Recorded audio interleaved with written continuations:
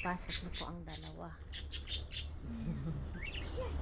Tapos na po ang Easter vacation nila. So, ang summer vacation nila ay ano? Vacation over. I don't know the bird's name. Timo, Lulu, Lily. Yeah, my earrings are open the whole time. Ayan, nag-iingay na ang birds namin. Shut up, Timo! Maingay ang paraket namin. Oh no, this is Timo. Shut up, Timo! Ang daming butil ng aking garden niya. It's starting to grow, I think. Yan ang ating mga bulaklak. What about Alaman. this rose? Rose, I put here.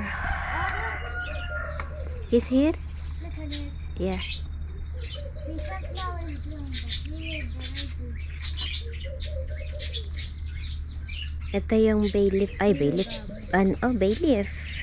Yan, bay leaf ko guys. Nilipat ko na. Ito yung bigay ni Brother George. Nag-grow siya.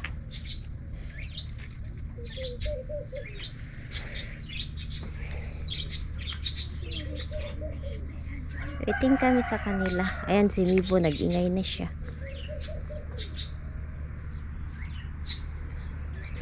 Okay. Ito yung rose ko. Yung malunggay ko. Ewan ko kung mabuhay guys. Sana mabuhay siya.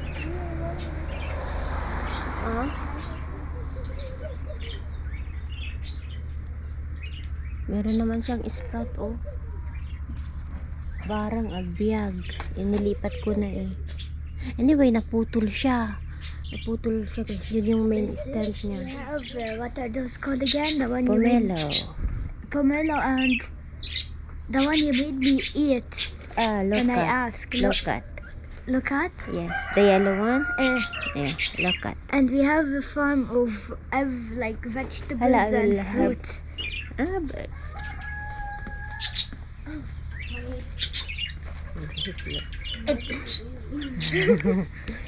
Ayan.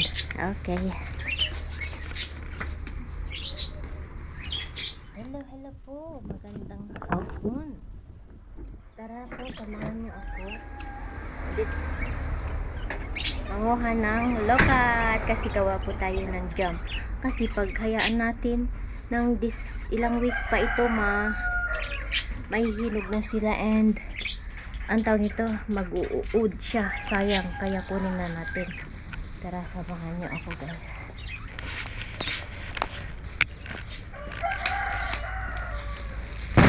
Aso, may pusa.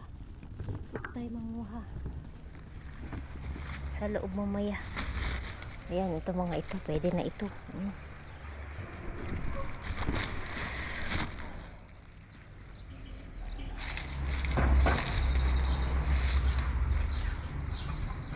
Isang aso.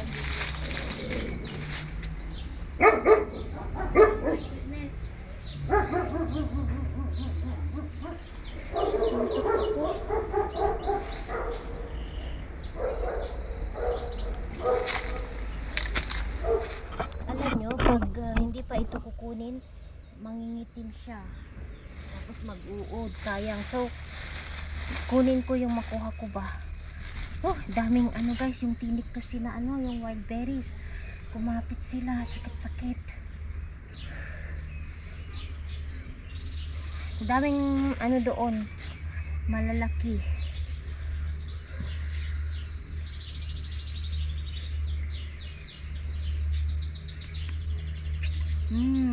Sarap.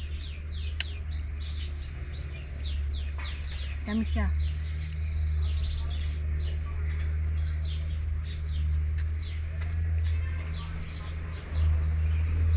Matutubo kaya sa Pilipinas ito? Manguha nga ako. Uwi natin, i-dry natin, tapos i-try lang natin ba? Hindi ba? Kasi may nag-comment noon last year sa Baguio daw meron yung ganito. Ito naman all season siya. Yung pwede sa hot season at saka cold. Once a year lang ito mamunga ang lokat. tawag ito, spring, ganitong season, na hinog na sila. Magbulaklak siya ng January, tapos yun, mamunga na siya ng February. May hinog na sila ng ganito. March, yun yung last month na kinain namin na green.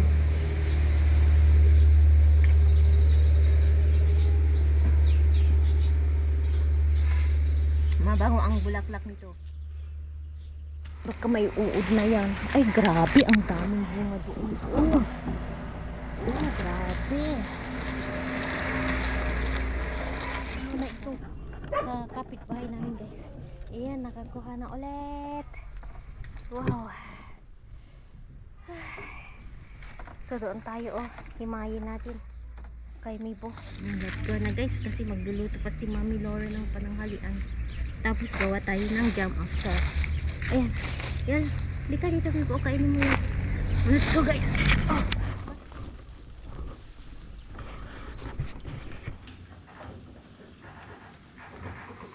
Nagluluto na po ako. Ito na po yung nakuha nating lokat. Mamaya linisin natin. Yan. So, nagluluto na po tayo ng pananghalian.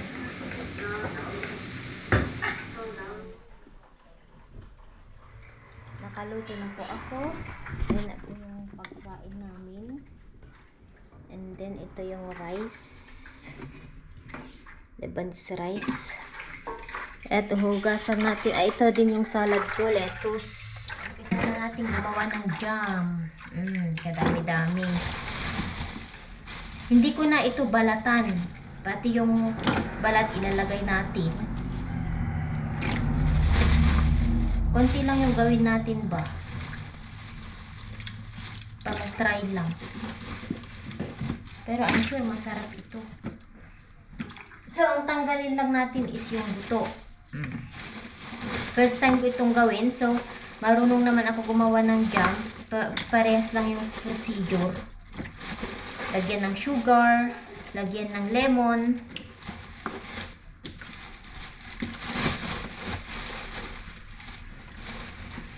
Okay.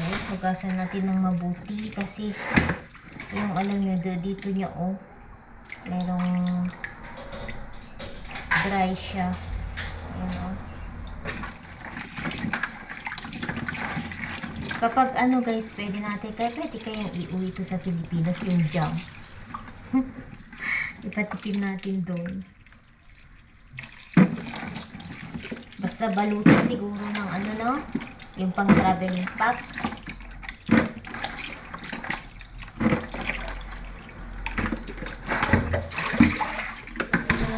Hello, Mama. Good. Hi, Mommy. Hello, Mommy. How are you? What happened to the Dawood Basha? You I did not make. You did not cook. No. You said Dawood Basha. Ian, Gabo.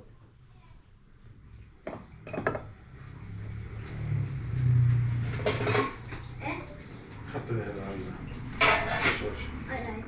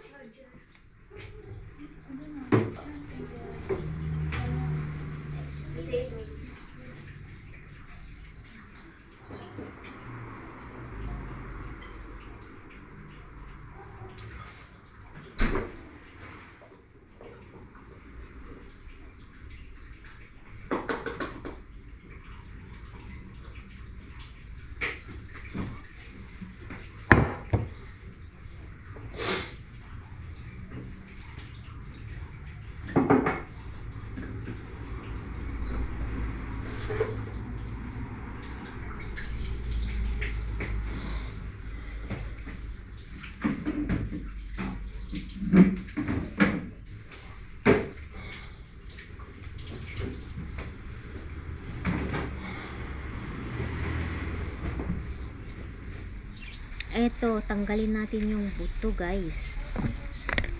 Wag na yung ano, yung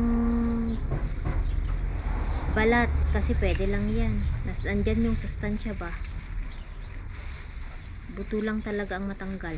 Yung iba na gumagawa ng jam, napanood ko sa YouTube, tinatanggal nila yung ano, balat, pero okay lang yan. Maluluto naman. So, itry lang natin. First time kong gawin. Hindi rin nila ito ginagawa sa Lebanon, yung jam. Ewan ko lang. Ang ginagawa nila is yung mga strawberry, apricot, ano pa yung ginagawa nila? Team, yung ano, yung fig.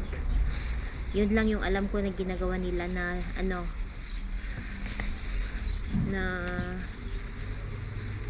jam, murabba tawag. Ay, yung ano pa pala, yung ginawa ni mama, may ginawa siya noon na jam.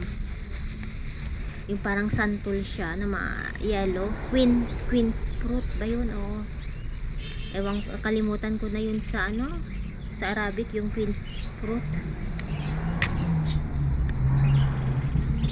Ngayon ko lang alam na, ewan ko lang, kasi yung pinanood kong short ano sa YouTube, ginawa nila itong liquor, itong buto niya. So ang gagawin ko, ibilad ko ito buto, kasi itry natin itanim sa Pilipinas ba. Sabi nila hindi daw pwede, hindi daw tutubo pag galing sa bunganga mo yung seed. Ewan ko, yun yung sabi ng biyanan ko. Kaya i-try kong ito, idalhin ito sa Pilipinas ba. Meron pwede namang tumubod doon ang mga ibang prutas, like yung avocado. Meron namang avocado sa Pilipinas, so pwede lang. Yung pomelo, mangga, tumubo na din dito sa Lebanon. Yung dragon fruit, marami na din nagtatanim. I-try natin ito. Ewan ko lang, grapes, tumubo na din sa atin mga apple, ganyan, ibang prutas.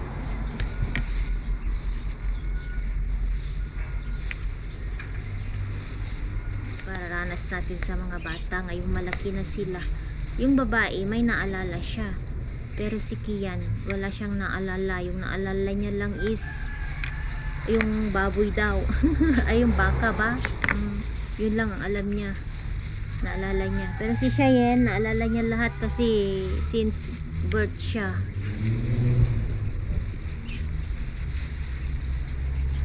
Punta doon. Hilig pa niya yan nun, manghingi ng piso sa lola niya. Lola, sabi niya, pahingi piso. Nung bata siya, tuwang-tuwa yung lola niya. Bigyan naman ng lola niya.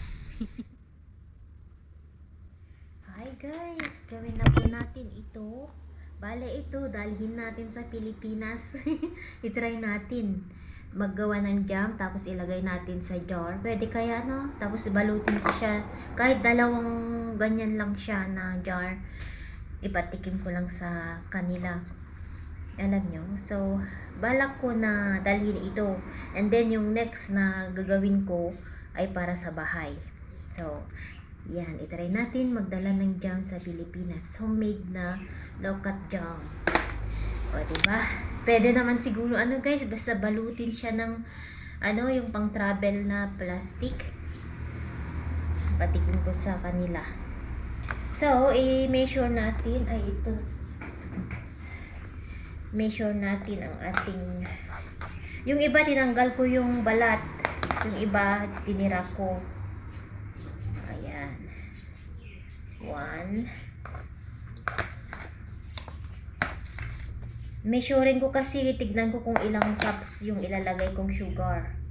2, para ayaw ko yung matamis sa jamba, yung gusto ko yung katamtaman lang. Sugar, enough na yun. So ayan, anuhin na natin. Ilutuin na natin. Boom.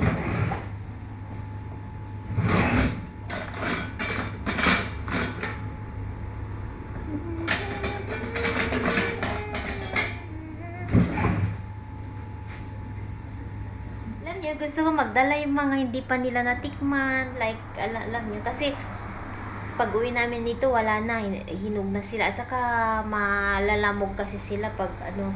So, gawin na lang natin jam, at least matikman nila. And then, Oh, merienda din. Alam nyo, snacks ng mga bata doon, palaman. Alam nyo, so, kaya try natin gawin. O, diba? First time kong gawin ito guys, yung low-cut jam. Ngayon ko lang narinig kasi ito low-cut jam. Usually kahit maraming low-cut dito sa Lebanon, hindi nila ginagawa. Okay, yan. Ang ipakita ko mamaya guys, ganyan na siya oh. Hindi ko pa yan nilagyan ng sugar. Yan. Alam nyo, yung amoy niya, ang bangbango. Parang ano yung, alam mo yung sugar cane, yung unas sa Ilocano, yung ginagawa nilang sugar ba? Ganun ang amoy niya. Pag naluto, ay yung habang niluluto ko. Wala, excited ako ba tikman kung anong lasa ng low-cut. Low-cut jam. Ayan, hindi ko na lalagyan ng tubig siguro kasi nagtutubig siya, guys. Tignan niyo, oh. Yung amoy niya, iba yung amoy niya, guys. Ang tamis-tamis na hindi mo maintindihan. Parang sugar cane, unas na niluluto, alam nyo? Yung ginagawa nilang asukal. Ganon. So, slow cook lang yan. Sorry. Ay. Mag-harvest ulit tayo bukas. Meron pa naman dito. Siguro yan yung gagawin ko na lang bukas ulit. Para ipamigay ko din. Bigyan ko si Sis Lizelle. Share study? No, I'm making jam. You want low-cut snacks? Or apple? Mama, ooh. Say the tentative one. You want banana? Okay, I want to get water. Daddy. We love so much. Yan ang ating low-cut. So, lagyan natin itong sugar. Enough ay 1.5 siguro guys. 1.5 ilagay natin. Hindi lahat.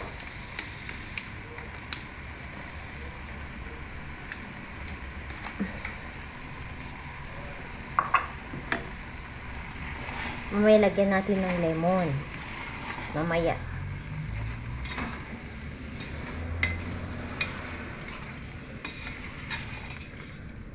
Okay. Yan, lemon ito guys.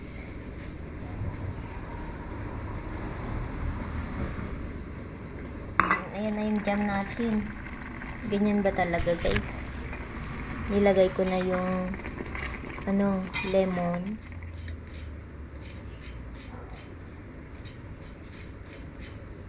Susunod, marami pa naman. So ito, ilaan ko ito para sa Pilipinas. Para matikman nila. Ito na po ang ating low-cut jam.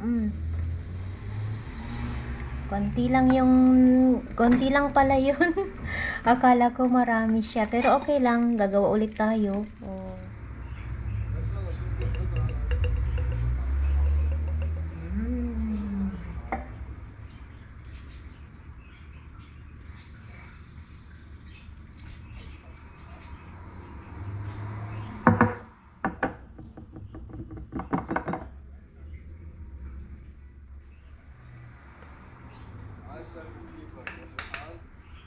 خلاص حتى المباني عندهم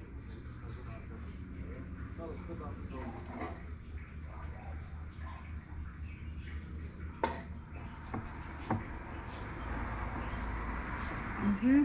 Okay na po ito. What is this jam? Look at that.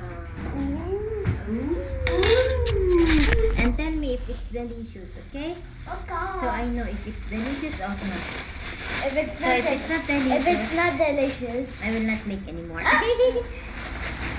No, I will take that in Philippines. I will let Lolo and Lola and Auntie and your cousin to taste it. who's my cousin? Sander and Bella. You forgot your cousin? I thought I had other cousins Sila. than them. And the son of Tito John John. I thought I had other cousins. We have 3 cousin only. Ah.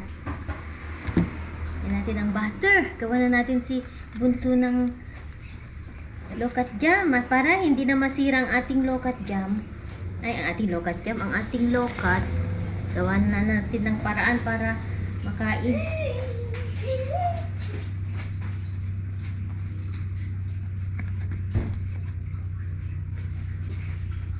Ay, ay, ay.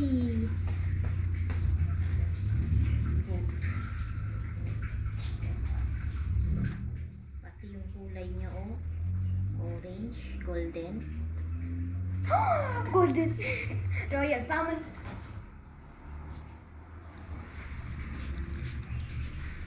Okay.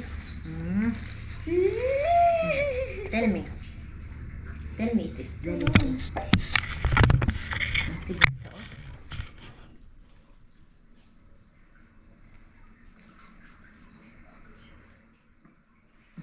That's it. Is that supposed to be hot? It's hot, why? Yeah, but is it supposed to be hot? Wala. So, what can you say? Let me take another one.